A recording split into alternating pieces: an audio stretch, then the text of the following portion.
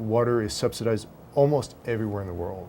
So it's cheaper for our industrial customers to take water from the ground or from rivers where it might be free, or even from a potable municipal system, than it is to implement water reuse technologies. So I think there is a role for government to step in and help bridge this economic gap by providing incentives for industry to reuse more water.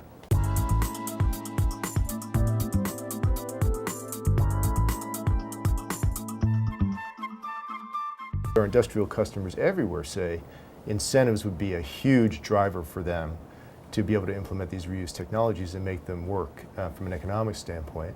I think our industrial customers are seeing stricter regulations all over the world.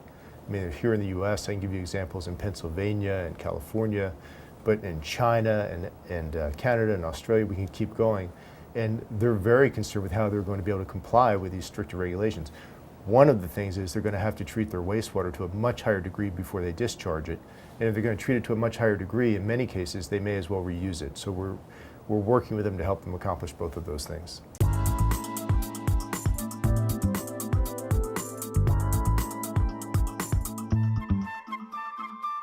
Here in the United States, we're really pushing two principal policies. One is a 30% investment tax credit. So for the manufacturing sector, this would put our nation in a much better position competitively, globally. And one of the things you'll hear Jeff Immelt talk about is how we really need to drive a green manufacturing center in the sector in the United States.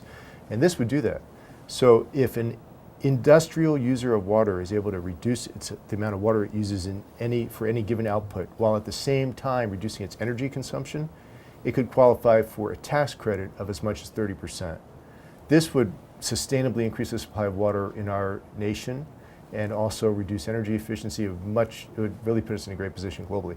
Second, today there is some tax-exempt financing for water and wastewater projects and reuse projects that benefit communities around our nation, but that are designed, built, and operated by the private sector, but it's capped. And often there's no tax-exempt financing available in a particular state or for a particular project. By removing the cap, we would allow unfettered use of tax-exempt financing. It would benefit communities around the nation who want to work with the private sector because they'd be able to bring down the cost. We've estimated it would bring down the cost of designing, building, and operating a reuse facility by as much as 20 to 25%.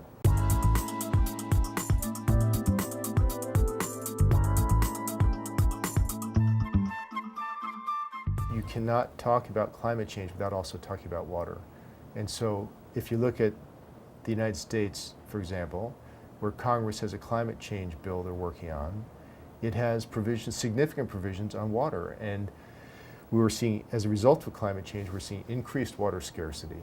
And now there is funding being talked about to help address that scarcity through greater reuse of water.